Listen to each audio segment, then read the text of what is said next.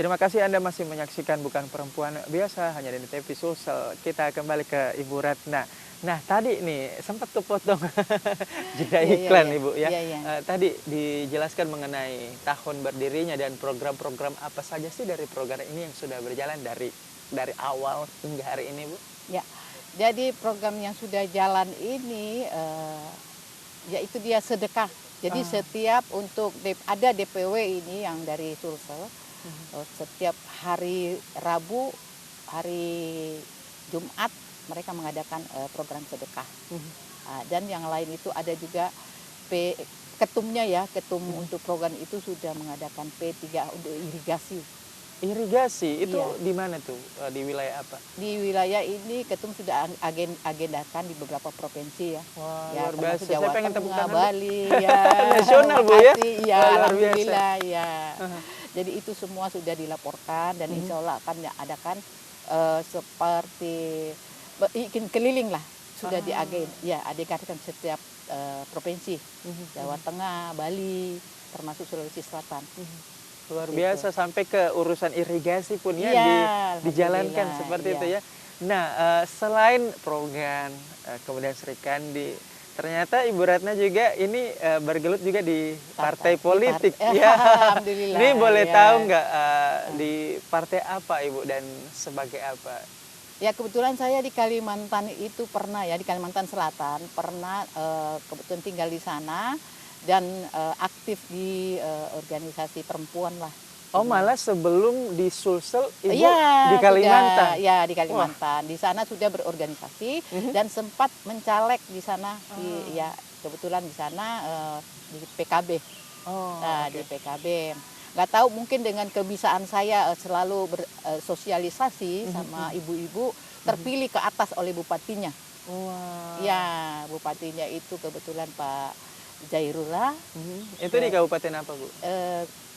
Pagatan, Batu Licin. Pagatan Batu Iya, Licin. Tanah Bumbu. Oke. Kebetulan saya di sana ya mungkin melihat kinerjanya ya dengan sendiri saya tidak pernah bilang saya mau mendaftar atau apa ada.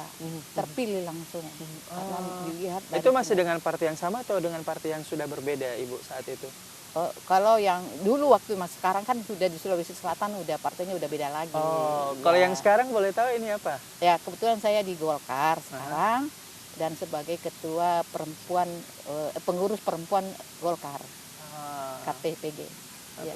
Kalau KPPG ini sejauh ini selama Ibu hijrah nih pindah dari Kalimantan ke Sulawesi Selatan, gimana nih kesan-kesannya dengan teman-teman KPPG Golkar yang ada di Sulawesi Selatan dan udah ngapain aja sih bareng-bareng? Ya selama saya di KPPG ini kan saya baru dilantik kemarin. Jadi yang penting di situ dia punya visinya itu sama dengan organisasi yang saya jalankan sekarang itu Progan. Jadi di situ ya namanya organisasi yang bersangkutan dengan orang banyak, insya Allah saya akan terima kalau itu memang itu jalannya untuk kepentingan orang banyak. Dan saya memang selalu ingin bermanfaat untuk orang lain. Wah, selalu itu saya punya harapan. Bermanfaat sebanyak-banyaknya ya saya buat banyak-banyaknya dimanapun, mau di partai atau organisasi manapun seperti itu. Wah luar biasa. Nah tadi kan kita sempat ngobrol-ngobrol Bu ya sebelum syuting ya. Iya. Ibu menjelaskan bahwa ternyata Ibu ini punya bakat yang lain juga ya selain berorganisasi, komunitas, ibu rumah tangga. Ibunya jago make up ya, dan bahkan turunan atau muridnya langsung ini ya Om atau Pak Rudi Hadi Suwarno. Itu guru saya. Itu ceritanya bisa sampai ke sana tuh gimana tuh? Ya kebetulan itu saya kan domisili di Jakarta. Oke. Nah, terus saya kursusnya itu di Surabaya. Nah, jadi sempat di Jakarta itu tinggalnya 10 tahun, di Surabaya 5 tahun. Saya kursusnya di Surabaya itu bersama Rudi Hadi Suwarno. Artinya di sini untuk mengisi kekosongan. Jadi memang saya orangnya nggak bisa diam. Dan memang saya suka bertemu dengan orang banyak. Ya, ditahan dulu Ibu. Ini semakin menarik pembicaraan kita ya. Pemirsa jangan kemana-mana, tetaplah bersama kami di Net TV Sulsel, TV masa kini.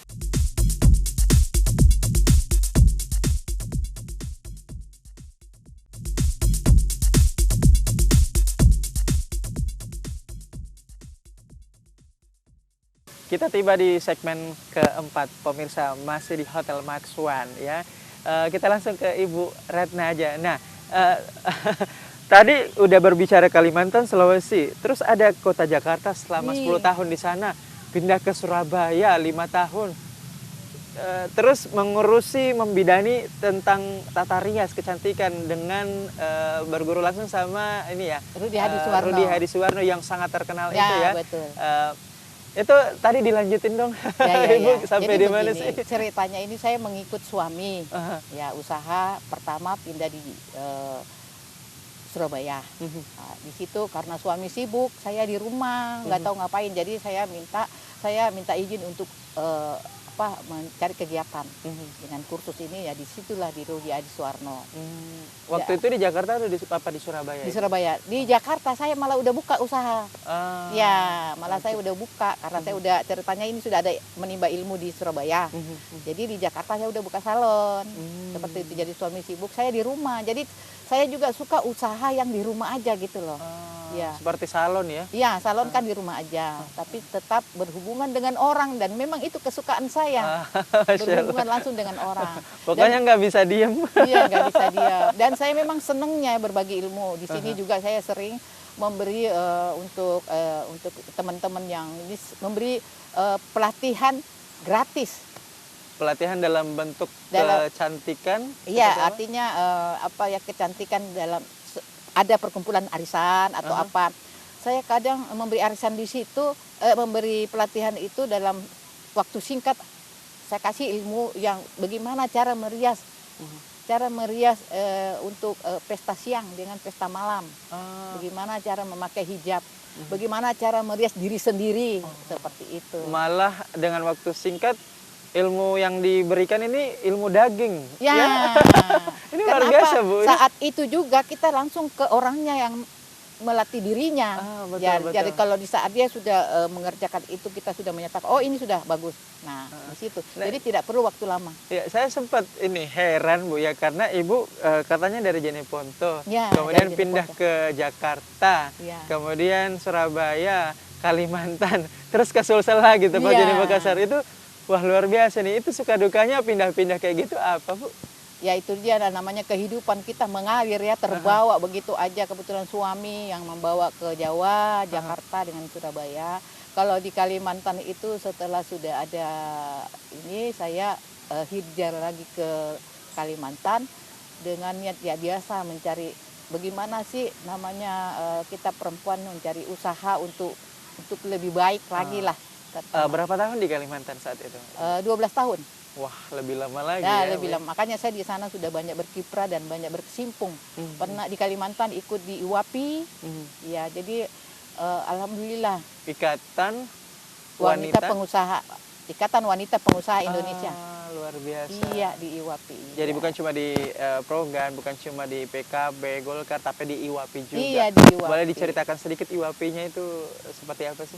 Ya, perkumpulan pengusaha wanita di sana. Jadi artinya semua pengusaha di Kalimantan itu kita kumpul. Khusus wanita? Ya, khusus wanita. Luar biasa. Ya. Nah, kalau untuk berbicara mengenai aktivitas, mobilitas, Ibu ini kan punya banyak kegiatan seperti itu. Itu quality time-nya seperti apa sih? Baik itu sosial, quality time secara sosial, untuk keluarga, dan untuk diri sendiri itu gimana cara baginya tuh?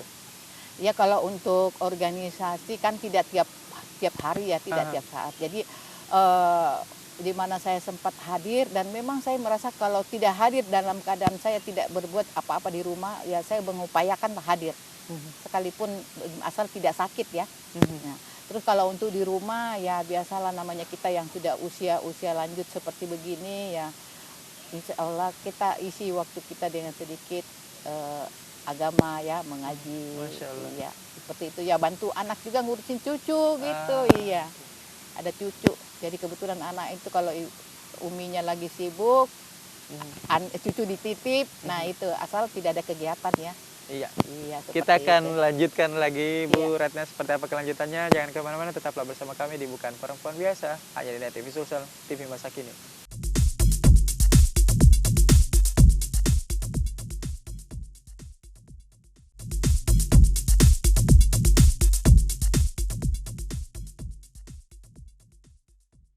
Kita tiba di segmen terakhir pemirsa, yaitu segmen 5. Aduh, sayang sekali masih pengen ngobrol banyak hal nih sama Ibu Ratna, tapi tidak apa-apa, kita maksimalkan saja waktu ini ya di segmen terakhir, di 5 menit terakhir.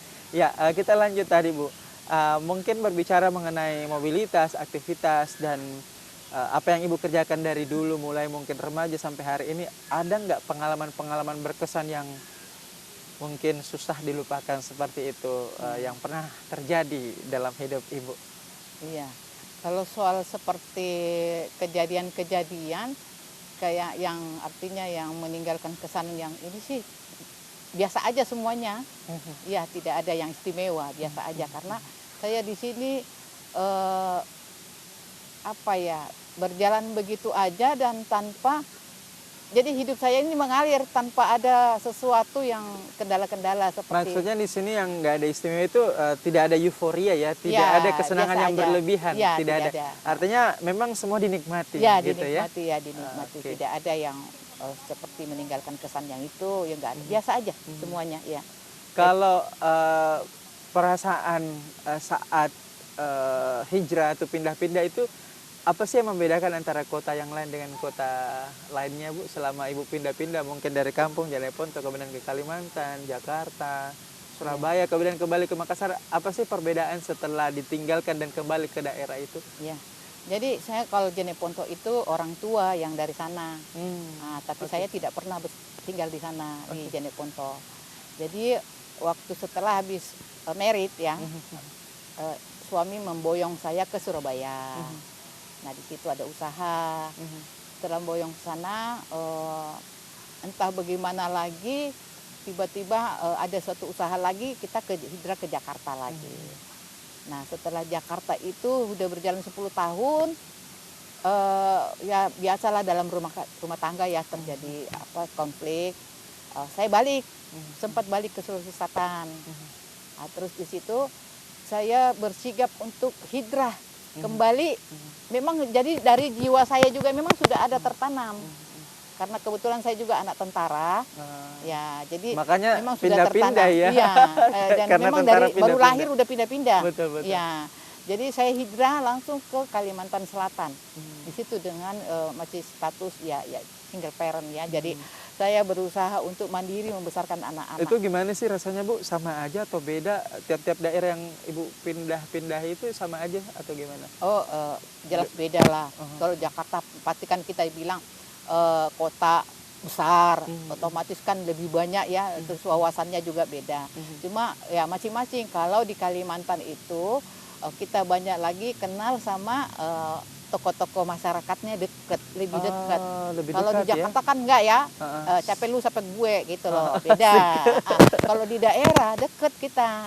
Kalau mimpi-mimpi yang Ibu ingin bangun di masa datang, kira-kira apa nih?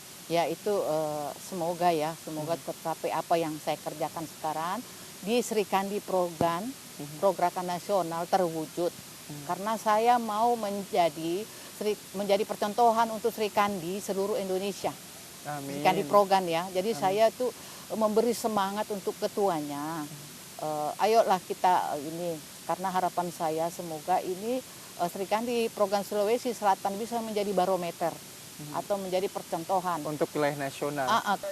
Ya, Ibu, terima kasih sudah hadir di program kami di Bukan Perempuan Biasa di Net TV. Terima kasih banyak sekali lagi Bu. Ya. Itulah tadi perbincangan seru kami dengan Ibu Ratna Arifudin ya, seorang pegiat komunitas dan organisatoris walaupun ibu rumah tangga tetapi tetap produktif. Demikian seluruh kerabat kerja pamit undur diri. Saya Rida Zahril. Assalamualaikum warahmatullahi wabarakatuh dan sampai jumpa di Bukan Perempuan Biasa selanjutnya.